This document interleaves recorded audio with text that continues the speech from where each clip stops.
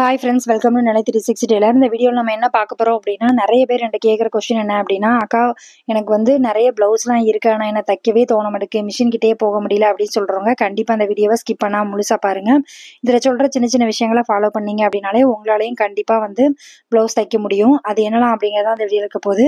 நீங்கள் இந்த சேனலை இப்போ தான் ஃபஸ்ட் டைம் பார்க்குறீங்க அப்படின்னா சப்ஸ்கிரைப் பண்ணிட்டு பாருங்கள். இந்த சேனலில் வர எல்லா வீடியோ உங்களுக்கு ரொம்ப யூஸ்ஃபுல்லாக இருக்கும். வாங்க வீடியோக்குள்ளே போகலாம். நீங்கள் இன்னும் மிஷினில் உட்காந்து தைக்க ஆரம்பிக்கல அப்படின்னா தச்சுக்கிட்டே வீடியோ பாருங்க. அப்போ உங்களுக்கு மேல் ப்ளவுஸ் தைச்ச மாதிரி இருக்கும். என்கிட்ட நேர்லேயே வந்து ஒரு சில பேர் கேட்பேன், சொல்லுவாங்க, அக்கா என்னால் தைக்க முடியல, வீட்டு வேலை எனக்கு சரியா இருக்கு அப்படின்னு சொல்லுவாங்க. அப்படி சொல்றவங்க கிட்ட அவங்க வந்து ஒரு ஐடியாவோட வீட்டு வேலை பண்ணல அப்படிங்கிறதான் என்னோட பதிலாக இருக்கும். ஏன் அப்படின்னா, இந்த வேலையை நான் இத்தனை மணிக்கு முடிக்கணும் அப்படிங்கிற மாதிரி நம்ம ஒரு டைம் செட் பண்ணிக்கிட்டோம் அப்படின்னா கண்டிப்பாக நம்மளால அந்த வேலையெல்லாம் முடிச்சுட்டு மினிமம் ஒரு 10 மணிலேருந்து 10:30க்குள்ளே மிஷினில் உட்கார்ற மாதிரி நீங்கள் பார்த்துக்கணும். அப்போ நான் மட்டும்தான் டெய்லி உள்ள ப்ளவுஸை உங்களால் டெய்லி தைக்க முடியும். முக்கியமான விஷயம் என்ன அப்படின்னா, மொபைலை காலையிலே நீங்கள் கையில் எடுக்கிறத கட் பண்ணிடுங்க. ஒரு சிலர்லாம் வந்து காலைல ஃபோன் எடுத்தீங்க அப்படின்னா உங்களுக்கு எவ்வளோ நேரம் ஃபோன் பார்க்குறீங்கன்னே தெரியல, அப்படி டைம் வேஸ்ட்டாக போகும். அதனால் எந்த வேலை நமக்கு முக்கியம், எது ஃபஸ்ட்டு பண்ணணும் அப்படிங்கிறத நீங்கள் யோசிங்க. ஃபோன் பார்க்கக்கூடாது அப்படிங்கிறது என்னோட இது கிடையாது. அதை பார்த்துட்டே நம்ம வேலை பார்த்தோன்னா ஒன்றும் பிரச்சனை இல்லை. சும்மா உட்காந்து பார்த்துட்டே இருந்துட்டு நம்ம வந்து மிஷின்கிட்டே போகாமல் இருந்தோம் அப்படின்னா நம்ம ப்ளவுஸ் எதுவுமே வந்து வெளியே போகாது. கஸ்டமர் கேட்கும்போது நம்ம தான் வந்து மாட்டிட்டு முடிக்கிற மாதிரி இருக்கும். அதனால் நீங்கள் ஃபோன் பார்த்துட்டே தாங்க நான் தைப்பேன் அப்படின்னா கூட பிரச்சனை கிடையாது. ஆனால் தைக்கிற வேலையை டெய்லி உள்ள வேலையை டெய்லி முடிக்கணும். இப்போ 10 ப்ளவுஸ்லாம் நீங்கள் தைக்கணும் அப்படின்னா கண்டிப்பாக வந்து மினிமம் ஒரு 10 மணிக்காவது மிஷினில் உட்கார மாதிரி பார்த்துக்கணும். அதே மாதிரி கட்டிங்குமே மொத்தமாக கட் பண்ணி பழகுங்க. ஒன்று ஒன்றா கட் பண்ணாலும் உங்களால் தைக்கிறதுக்கு வந்து மிஷின் கிட்ட போகவே சோம்பேறியாக தான் இருக்கும். நீங்கள் மேக்ஸிமம் வந்து ஒரு 4 ப்ளவுஸ் கட் பண்ணி வச்சுட்டு அதுக்கப்புறமா தைக்க உட்காருங்க, கொஞ்சம் ஈஸியாக இருக்கும். அதே மாதிரி ஒரு கமிட்மெண்ட்டோட தைங்க. இது எனக்கு இந்த பொருள் வந்து வாங்கணும், இந்த வருஷம் நான் இந்த பொருள் வாங்கணும் அப்படிங்கிற மாதிரி கமிட்மெண்ட்டோட தைங்க. இன்னொன்று, எனக்கு காசே தேவையில்லை அப்படின்னு சொல்கிறவங்களாம் யாரும் இருக்க மாட்டீங்க. எல்லாருக்குமே வந்து ஏதோ ஒரு தேவை இருக்க தான் செய்யும். இப்போ இருக்க காலத்தில் வந்து 2 பேர் உழைச்சாலே வந்து இந்த ஃபேமிலியை ரன் பண்ணுறதுக்கு ரொம்ப கஷ்டமாக இருக்குது. எல்லா விலைவாசியும் கூடுது. எதுவுமே வந்து நம்ம ஒரு பட்ஜெட் போட்டோம் அப்படின்னா அந்த பட்ஜெட்டுக்கு மேலே தான் போகுது. அப்படிங்கும்போது நமக்கும் நிறைய கமிட்மெண்ட் இருக்குது. அப்படிங்கிறதுனால நமக்கும் ஒரு வருமானம் வீட்டில் இருந்து கிடைக்குது, நம்ம வீட்டில் இருந்து நம்ம ஒரு தொழில் பண்ணி நம்மளால் வந்து ஒரு நாளைக்கு 1000 ரூபாய் வரைக்கும் சம்பாதிக்க முடியும் அப்படின்னா கண்டிப்பாக இந்த தொழில் தான் பெஸ்ட்டு. ஏன்னா வீட்டையும் பார்த்துக்க முடியுது, எக்ஸ்ட்ரா குழந்தைங்களையும் பார்த்துக்கலாம், நம்ம வீட்டு வேலையும் பார்த்துக்கலாம், அதுக்கு இடையில நம்ம வேலையும் பார்த்துக்கலாம் அப்படிங்கிற மாதிரி தான். இன்னொன்று, உங்களுக்கு டைமே இல்லைக்கா, எனக்கு வீட்டு வேலை ரொம்ப இருக்குது அப்படின்னு சொல்கிறவங்க உங்களுக்கு எந்த டைம் கிடைக்குது அப்படிங்கிறத பாருங்கள். அதை பொறுத்து நீங்கள் வந்து உங்கள் டைமை செட் பண்ணிக்கோங்க. வீட்டில் வந்து எனக்கு வேலை இருக்குக்கா அதனால தான் தைக்கல அப்படின்னு சொன்னால் கண்டிப்பாக வந்து அது வந்து கரெக்டுன்னு நான் சொல்ல மாட்டேன். ஏன்னா ஃபோன் பார்க்குறதுக்கோ இல்லை பக்கத்து வீட்டில் உட்காந்து பேசுகிறதுக்கோ நமக்கு டைம் கிடைக்குது. ஆனால் நம்ம ஒரு தொழில் பண்ணுறோம், அந்த தொழிலுக்கு வந்து நம்ம 1 ஹவர் செலவு பண்ண முடியாது அப்படின்னா நம்ம மேலே தான் மிஸ்டேக்கு. ஏதோ ஒரு இடத்துல நாம தான் தப்பு பண்ணிக்கிட்டு இருக்கோம். டைம் இல்லை அப்படின்னு எதையுமே நம்ம வந்து ஸ்கிப் பண்ண முடியாது. நம்ம ஒரு தொழில்னு ஆரம்பிச்சிட்டோம் அப்படின்னா அதுக்கு தேவையான டைம் கொடுத்தா மட்டும்தான் அதில் நல்ல வருமானம் சம்பாதிக்க முடியும். இன்னொன்று, இதை தொழிலை எடுத்து பண்ணும்போது நம்ம கரெக்டாகவும் இருக்கணும். ஏன்னா கஸ்டமருக்கு ரொம்ப ரொம்ப முக்கியமானது அவங்க கேட்ட டயத்தில் நம்ம ப்ளவுஸ் கொடுக்கணும். அதே மாதிரி அவங்க கேட்ட நாள்லையும் கொடுக்கணும். இல்லைன்னா நம்ம மேலே இருக்க நம்பிக்கை போயிடும், கஸ்டமர் வந்து வெளியில் போயிடுவாங்க.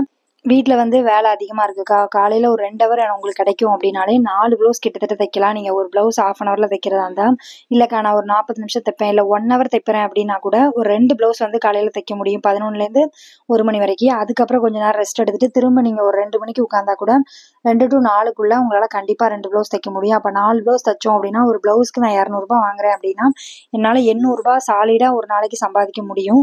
டைம் இல்லைன்னு சொல்கிறது என்ன அப்படின்னா, நம்ம தான் அந்த டைமை வந்து எங்கேயோ ஒரு இடத்துல வேஸ்ட் பண்ணிகிட்டு இருக்கோம். அதை நீங்கள் கண்டுபிடிச்சிங்க அப்படின்னா உங்களால் டெய்லி தைக்க முடியும். இன்னொன்று, நீங்கள் எவ்வளோ சம்பாதிக்கிறீங்க, எவ்வளோ வந்து உங்களுக்கு ப்ளவுஸ் வருது அப்படிங்கிறத மற்றவங்ககிட்ட காமிக்காதீங்க. ஒரு சிலர் வந்து இவளுக்கு என்ன வீட்டில் இருந்தே இவ்வளோ ரூபாய் சம்பாதிக்கிறா அப்படிங்கிற மாதிரி சொல்லுவாங்க.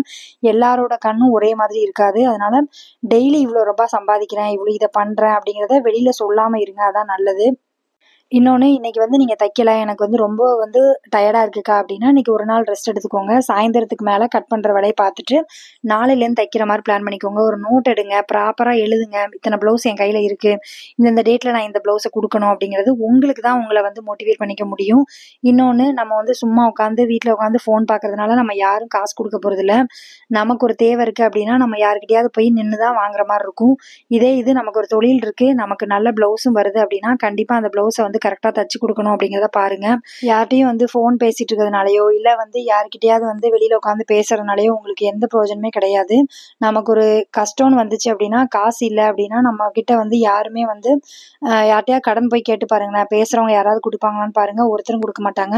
அதனால் உங்களுக்கு ஒரு தொழில் இருக்குது, உங்கள் தொழிலை கெடுத்து உங்களுக்கு பேச்சு யார்கிட்டையும் ஃபோன் பேசுகிறதோ இல்லை வந்து யார்கிட்டயாவது உட்காந்து பேசுறதோ வந்து அது இம்பார்ட்டன்ட் கிடையாது அப்படிங்கிறத நீங்க தான் வந்து புரிஞ்சுக்கணும். இன்னொன்று என்ன அப்படி, ஒவ்வொரு நாளும் நம்ம வேஸ்ட் பண்ற டயத்தை நம்மளால எந்த காரணத்தை கொண்டும் எந்த காசு கொடுத்தும் நம்மளால வந்து திரும்ப வந்து வாங்க முடியாது. கிடைக்கிற காலத்தை பயன்படுத்தி, ஏன்னா இப்போ வந்து ஒரு டெய்லர் ஃபேமஸா இருப்பாங்க, இன்னொரு 5 வருஷம் கழிச்சு அந்த இன்னொரு டெய்லர் ஃபேமஸா இருப்பாங்க. ஏன்னா இந்த தொழிலை பொறுத்த வரைக்கும் போட்டி அதிகமாயிட்டு, இது தொழில வந்து நம்மளுமே நிறைய சம்பாதிக்கணும் அப்படின்னா அது கூட சேர்ந்து நம்மளும் ஓடினா மட்டும்தான் நம்மளால முடியும். இப்போ வந்து தீபாவளி வரை வரப்போகுது. நீங்க கையில இருக்க பெண்டிங் ப்ளவுஸ் எல்லாம் முடிச்சாதான் உங்களால தீபாவளிக்குன்னு ப்ளவுஸ் எடுத்து தைக்க முடியும். நீங்கள் வந்து இன்னும் 1 மாதம் இருக்குது அப்படின்னு அசால்ட்டாக விட்டீங்க அப்படின்னா வீட்டில் இருக்க பெண்டிங் ப்ளவுஸ் எல்லாம் அப்படியே தான் இருக்கும். அதனால் தயவு செய்து கையில் இருக்க ப்ளவுஸ் எல்லாத்தையுமே வந்து எடுத்து என்னென்ன ப்ளவுஸ் இருக்குது அப்படிங்கிறத பார்த்து நீங்கள் வந்து தச்சு கொடுங்க. கஸ்டமர் கேட்காட்டி கூட பரவாயில்ல, தச்சிட்டீங்க அப்படின்னா தச்சிட்டேங்கா வந்து வாங்கிக்கோங்க அப்படிங்கிறத சொல்லுங்கள். இன்னொன்று, கஸ்டமர்கிட்ட நிறைய பேர் வந்து தைக்கிறதுக்கு இன்ட்ரெஸ்ட் இல்லாமல் போகிறதுக்கு காரணம் என்ன அப்படின்னா, அமௌண்ட் வந்து கரெக்டாக கொடுக்க மாட்டேங்காங்க்கா. நான் வந்து தைக்கிறேன், ஆனால் அதுக்கு அமௌண்ட் கொடுத்தாதாங்க்கா எனக்கு அடுத்த ப்ளவுஸ் தைக்கிறதுக்கு இன்ட்ரெஸ்ட் இருக்கும். அது நியாயம். ஒரு சிலர் வந்து கரெக்டாக கொடுப்பாங்க, அவங்களுக்கு நீங்கள் தச்சு கொடுங்க. எல்லாருமே வந்து ஒரே மாதிரி இருக்க மாட்டாங்க. கஸ்டமர் வந்து கரெக்டாக கொடுக்குறவங்களுக்கு நீங்கள் தச்சு கொடுத்தீங்கன்னா உங்களுக்கு வருமானம் கிடைக்கும். இன்னும் ஒரு சிலர் வந்து 1 மாதம் கழிச்சு தரேன்னா கரெக்டாக தந்துடுவாங்க. அப்படி இருக்கவங்ககிட்டையுமே நீங்கள் தச்சு கொடுக்கலாம், ஒன்றும் தப்பில்லை. 1 மாதம் கழிச்சு அமௌண்ட் வாங்க தான் போகிறோம். அதே மாதிரி ஒரு விஷயம் வந்து டெய்லி ஃபாலோ பண்ணால் மட்டும்தான் அதில் இன்ட்ரெஸ்ட் வரும். இன்னொன்று, நம்ம இதை முடிக்கணும் அப்படிங்கிற எண்ணமும் வரும். ஒரு சிலர்லாம் வந்து வாரத்தில் 2 நாள் தைக்கிறேன்க்கா, 2 நாள் தைக்க மாட்டேன் அப்படின்னா கண்டிப்பாக உங்களால் வந்து இது தொழிலை எடுத்து பண்ணவே முடியாது. ஏன்னா இந்த தொழிலை பொறுத்த வரைக்கும் எப்போ ப்ளவுஸ் வரும், எப்போ ஆர்டர் வரும் அப்படிங்கிறது நமக்கே தெரியாது. அதனால் கிடைக்கும் போது வாய்ப்பை பயன்படுத்தி நீங்கள் சம்பாதிச்சாதான் உண்டு. இந்த மாதம் வந்து நான் 1000 ரூபாய் சம்பாதிக்கிறேன், அடுத்த மாதம் எனக்கு 2000 ரூபாய் கிடைக்குமான்னு கேட்டால் அதுக்கு தக்கன உழைச்சா மட்டும்தான் கிடைக்கும். நம்ம வந்து எப்போவுமே வந்து இவ்வளோ ரூபாய் சம்பாதிக்க முடியும் அப்படிங்கிறதையும் சொல்ல முடியாது. கம்மியாக தான் சம்பாதிக்க முடியும் அப்படிங்கிறது இந்த தொழிலில் கிடையாது. நிறையவே சம்பாதிக்க முடியும். நம்ம டேலண்ட் தான். நம்ம அதில் எவ்வளோ நேரம் இன்வெஸ்ட் பண்ணுறோம் டைமை அப்படிங்கிறத பொறுத்து தான் நமக்கு வந்து மாறும். எனக்கு குழந்தைங்க இருக்காங்க, இல்லை வீட்டில் வேலை இருக்குது, அதெல்லாம் வந்து என்னை பொறுத்த வரைக்கும் ஒரு நம்ம வந்து நம்ம தைக்கலை அப்படிங்கிறதுக்கு நம்ம சொல்கிற ரீசன் அப்படிங்கிற மாதிரி தான் இருக்கும். ஏன் அப்படின்னா, நான் வந்து முடியும் நான் நினச்சேன்னா கண்டிப்பாக அந்த வேலையை நான் முடிச்சிருவேன். ஆனால் அதை வந்து நான் இது எதுக்கு போட்டு செஞ்சுட்டு அப்படின்னு நினச்சேன்னா கண்டிப்பாக என்னால் முடிக்க முடியாது. அது நம்ம கையில் தான் இருக்குது. அதனால் உங்களோட தேவை என்ன, உங்களோட செலவு என்ன அப்படிங்கிறது உங்களுக்கு தான் தெரியும். அதனால் நீங்கள் வந்து உங்கள் கையில் ஒரு ப்ளவுஸ் வருது அப்படின்னா, இந்த டேட் கேட்குறாங்கன்னா அதுக்கு முந்தின நாளே தைக்கிற மாதிரி பிளான் பண்ணிக்கோங்க.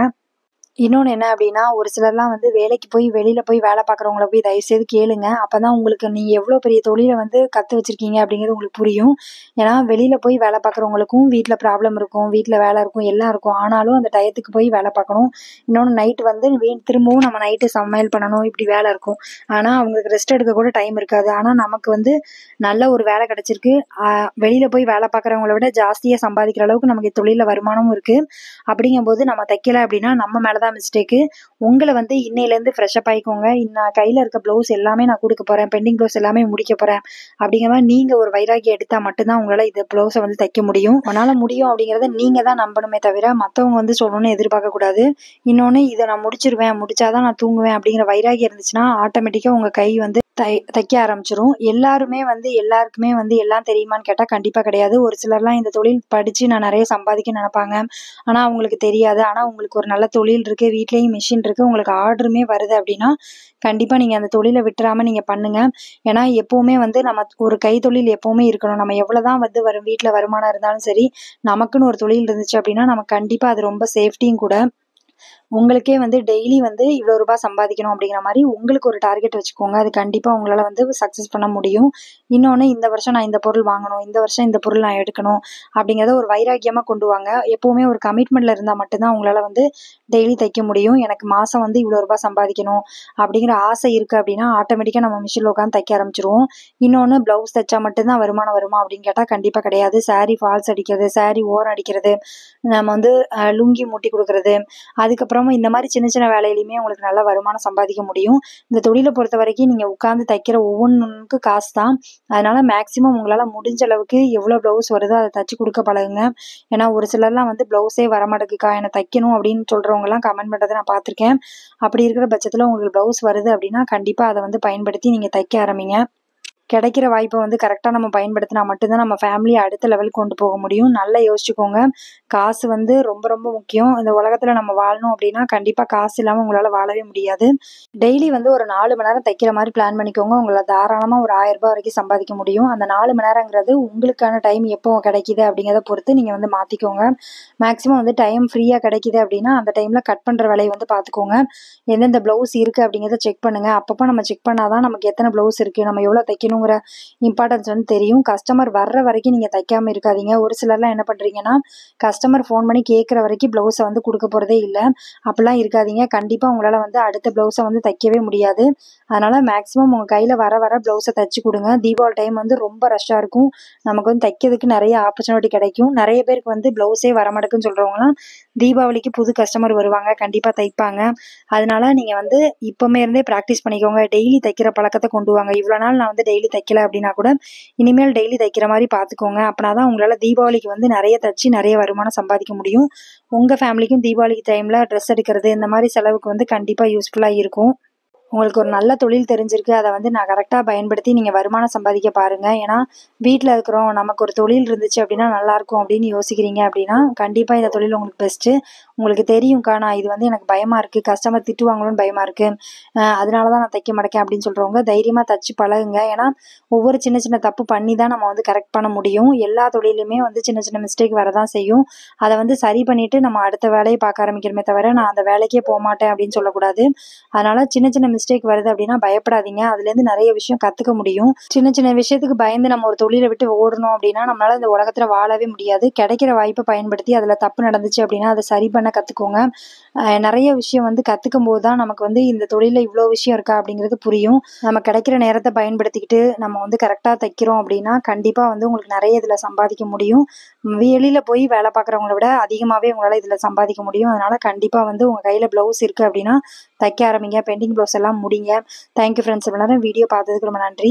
இந்த வீடியோ வந்து உங்களுக்கு பிடிச்சிருக்குன்னு நினைக்கிறேன். பிடிச்சிருக்கு அப்படின்னா லைக் பண்ணுங்கள், கமெண்ட் பண்ணுங்கள், ஷேர் பண்ணுங்கள். இந்த மாதிரி வீடியோ வேணும் அப்படின்னாலும் கீழே கமெண்ட் பண்ணுங்கள். உங்கள் ஃப்ரெண்ட்ஸ் யாராவது இப்போ தான் தையல் தொழில் பழகுறாங்க அப்படின்னா அவங்களுக்கு இந்த வீடியோவை ஷேர் பண்ணி விடுங்க.